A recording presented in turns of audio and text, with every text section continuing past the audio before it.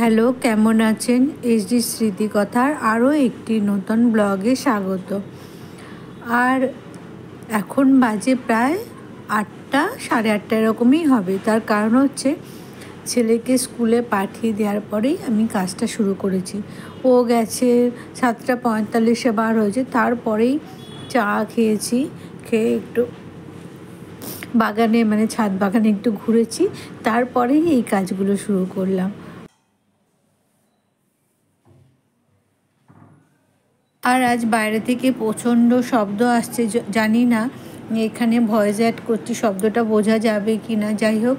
আর এখানে আমি রান্নাঘরটাকে পরিষ্কার করছি, আজকে একটু ডিপ ক্লিন করে নিচ্ছি। আর সকাল সকালেই রান্নাঘরটা পরিষ্কার করতে চলে এসেছি, কারণ অনেক সময় হয় রান্না করতে করতে দেরি হয়ে যায়, তারপরে আর ভালো লাগে না। ওই হালকা ফুলকা মুছে নিই, আর ডিপ করে মোছা ডিপ ক্লিন করা হয় না। তো প্রথমেই যেটা করি, আমি প্রথমেই স্কচব্রাইট ভিমবার দিয়ে ভালো করে ঘষে নিয়েছি একটু, তারপরে কাপড় দিয়ে মুছে নিচ্ছি। এই যে একটা ভিজে কাপড় দিয়ে মুছলাম, তো তারপরে আবার কিন্তু আমি শুকনো কাপড় দিয়ে মুছি, তার কারণ হলে এই ভিজে থাকলে না আবার একটু ধুলোটা জড়িয়ে যায়।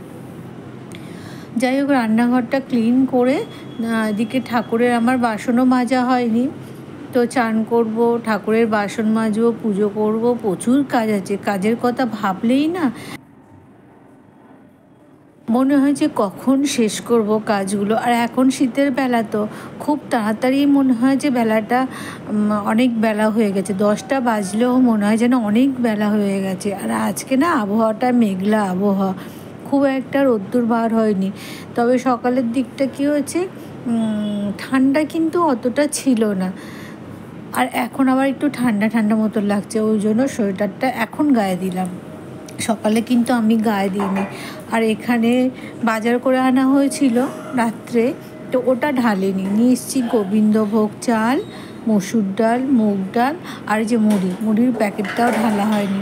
দেখুন এখানে কিছুটা মুড়ি বার করে খেয়েছিল হাজবেন্ড, তো ওটাকে আর ঢালেনি, ওইভাবে রেখে দিয়েছে, তো ওটাকেও ঢেলে নিচ্ছি। ছোট ছোট না প্রচুর কাজ থাকে, ছোট ছোট খুচরো কাজ, এগুলোকে খুচরো কাজ বলে। এই কাজের কোনো হিসাব দেওয়া যায় না, সারাদিন কোন ধার দিয়ে যে সময় চলে যায় বোঝাই যায় না। মনে করেছিলাম রান্নাঘরটা ক্লিন করে নিয়েই চান করতে চলে যাব, তো রান্নাঘর ক্লিন করার পরে দেখছি টেবিলের মধ্যে এগুলো জড়ো করা আছে, তো ভাবলাম এগুলো আগে ঢেলে নিই, তারপরেই যাব। তার কারণ না এই একবার এগুলো না যদি জায়গা মতন রাখি, তাই এটা আবার এই কাজটা আবার হয়ে উঠবে না। তার কারণ চান করার পরেই আবার পুজো করতে চলে যাব, তখন মনে হবে যে আগে পুজো করে নিই, তারপরেই ওই কাজগুলোয় হাত দেবো।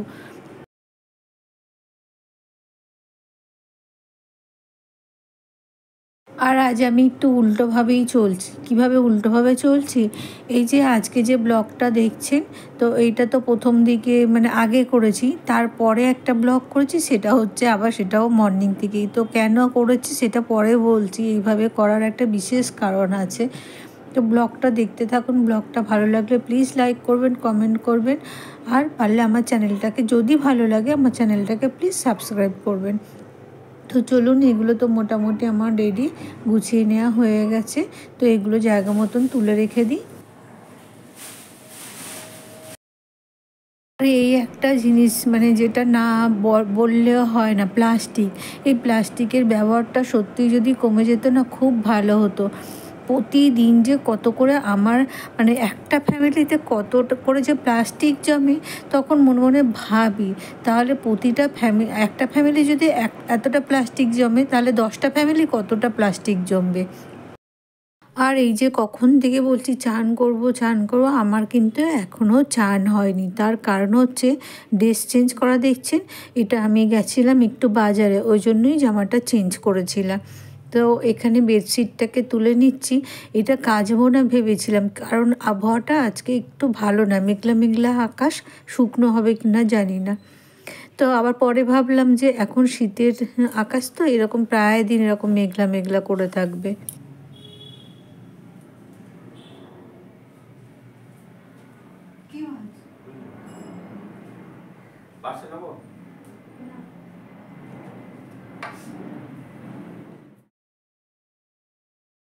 আর এই যে এখন বাজে কটা, এখন দুপুর বিকাল হয়ে গেছে, তো আমি ওই চাদরটাকে আবার পেতে দিচ্ছি, শুকনো হয়ে গেছে। ভেবেছিলাম অন্য চাদর পাতবো, কিন্তু পাতলাম না কেন, এখানে রাস্তার ধারে যে কাজ হচ্ছে প্রচণ্ড কালি উঠছে। তো ওগুলো কিন্তু যতই জানালা দরজা দিয়ে রাখো না কেন ভেতরে চলেই আসে। তো সেই জন্য, আর এটা একটু কালার চাদর, ওই জন্য এটাই পাচ্ছি, একটু একটু রেড রেড টাইপের। আর আমার তো বেশিরভাগ সাদা চাদরই পাতি, ওই জন্য ওই চাদরগুলো আর পাতলাম না, এটাই পেতে নিলাম। যদিও এই বিছানার চাদরটার মধ্যেও সাদা আছে, কিন্তু সাদা থাকলেও বেসটা সাদাই, কিন্তু একটু রেড দিয়ে কাজও আছে, ওই জন্যই এই চাদরটাতেই পাতলাম।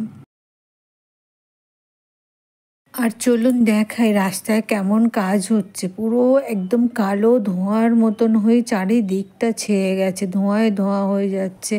আর এটা কিন্তু আমি পরের দিন সকালে ব্লগটা আবার শুরু করলাম, মানে আগের দিন থেকে পরের দিন। তো চলুন দেখাই। আর তার সাথে আর একটা কথা বলি, আমার মতন কে এরকম আলসি মানে দেশি ব্রেকফাস্ট প্রতিদিন খান অবশ্যই জানাবেন।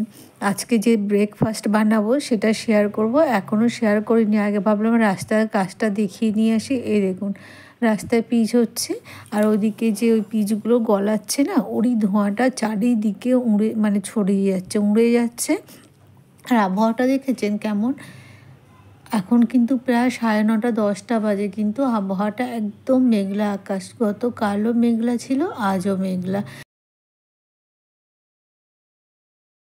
বেশিক্ষণ দাঁড়ালাম না ওখানে, কারণ ওখানে দেখলাম হাজব্যান্ড দাঁড়িয়ে আছে, বলবে তুমি ওখানে ভিডিও করছো।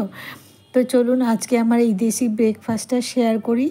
আজকে সকালে বানাচ্ছি হচ্ছে কুমড়োর তরকারি আর রুটি।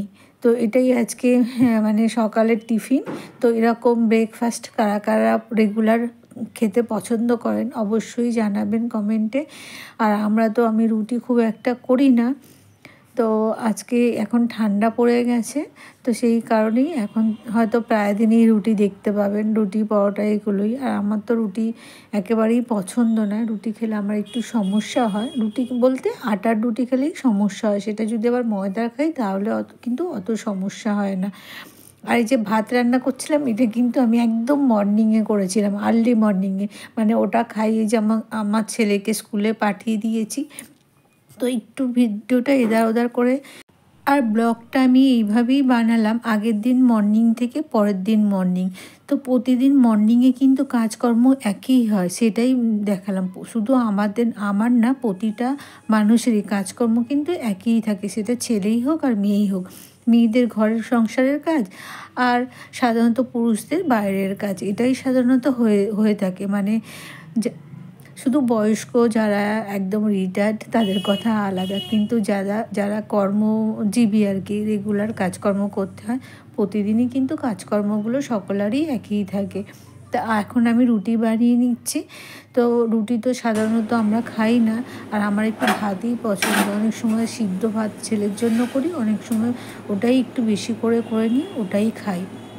তো এটা আমার রুটি কুমড়ো আলুর তরকারি হয়ে গেছে, আর এটা রুটিও হয়ে গেছে। এখন দুটো রুটি নিয়ে নিচ্ছি। আর আমার জন্য যে রুটিগুলো আমি বানিয়েছি, পুরো পাতলা পাতলা করে রুটিগুলো বানিয়েছি। পাতলা রুটি খেতেই ভীষণ ভালো লাগে।